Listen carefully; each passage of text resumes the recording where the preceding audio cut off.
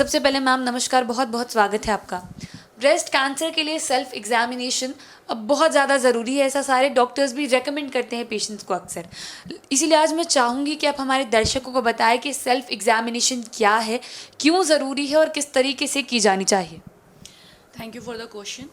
जी हाँ, हम रिकमेंड करते हैं कि सेल्फ ब्रेस्ट एग्जामिनेशन औरतों को करना चाहिए, specially after 40 years of age. 40 years of age के बाद अगर आपको लगता है कि अगर उसमें आपको कोई डिटेक्ट होता है लम्प, कोई आपको ऐसा लगता है कि कैंसर के कुछ फीचर्स हैं, तो फिर जल्दी से जल्दी डॉक्टर को मिलना ज़रूरी है और उसका फिर आगे इलाज होगा।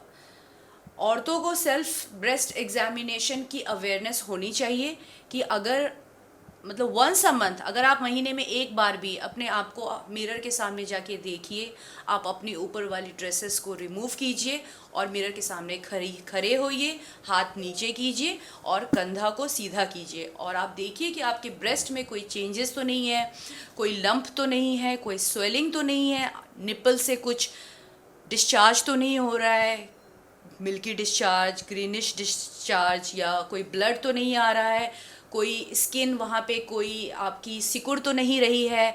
फिर आप अपने हाथ ऊपर करके देखिए, आपके आर्म पिट्स में कहीं कोई ऑब्वियस स्वेलिंग तो नहीं है।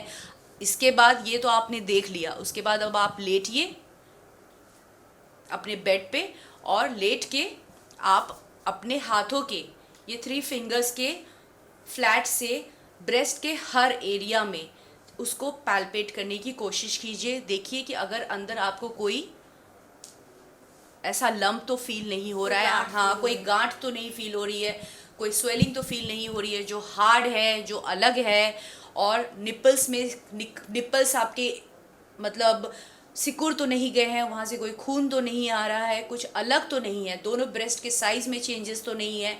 अगर ऐसा कुछ एब्नॉर्मलिटी है तो प्लीज़ कंसल्ट योर डॉक्टर, आप आइए और अपने डॉक्टर से मिलिए। इसके अलावा ये भी रहता है कि जो हम ब्रेस्ट कैंसर्स का सोचते हैं कि कोई गांठ आ गई तो वो ब्रेस्ट कैंसर ही होगा। नहीं, ऐसा नहीं है कि कोई गांठ आ गई तो वो ब्रेस्ट कैंसर ही होगा। मेजॉरिटी ऑफ केसेस में वो कैंसर नहीं निकलते हैं, कुछ केसेस में ही वो कैंसर निकलते हैं, पर फिर भी आपको एक बार इवैल्यूएशन के लिए अपने डॉक्टर को कंसल्ट करना होगा कि डॉक्टर साहब कोई गांठ है, कुछ अलग है अपने ब्रेस्ट में, हमें एक बार चेकअप तो कराना चाहिए। जी, ब्रेस्ट कैंसर के इलाज के दौरान जनरली ब्रेस्ट को रिमूव कर दिया जाता है एक महिला की बॉडी से। ऐसे में लोगों का एक ये सवाल भी रहता है कि क्या ब्रेस्ट रिकंस्ट्रक्शन पॉसिबल है, क्या औरत के शरीर का वो हिस्सा उसे वापस दिया जा सकता है थेरेपी के बाद, इलाज के बाद? जी हाँ, बिल्कुल। जब ब्रेस्ट की सर्जरी होती है तो 2 टाइप्स की सर्जरी होती है। एक तो होता है जिसमें हम ब्रेस्ट को रिमूव कर देते हैं, जिसमें ट्यूमर हो।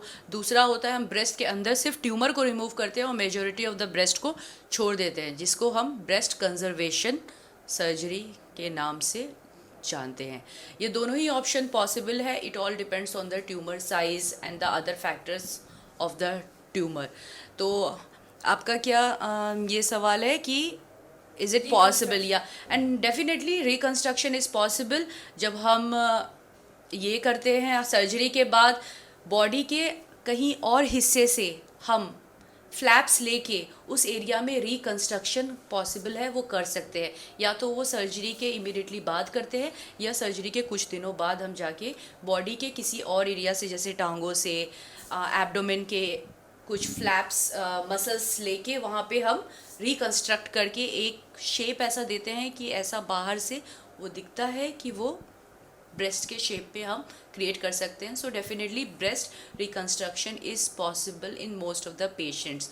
ऑल्सो अगर वो पॉसिबल नहीं होता है किसी पेशेंट्स में तो बहुत सारे इम्प्लांट्स आते हैं जो हम यूज़ करते हैं ब्रेस्ट में, वहाँ पे उसको लगा सकते हैं उस एरिया में, and it gives the look, ये ऐसा ही दिखता है कि वो ब्रेस्ट के शेप में पेशेंट की बॉडी में चेंजेस ज़्यादा डिफरेंट नज़र नहीं आते हैं।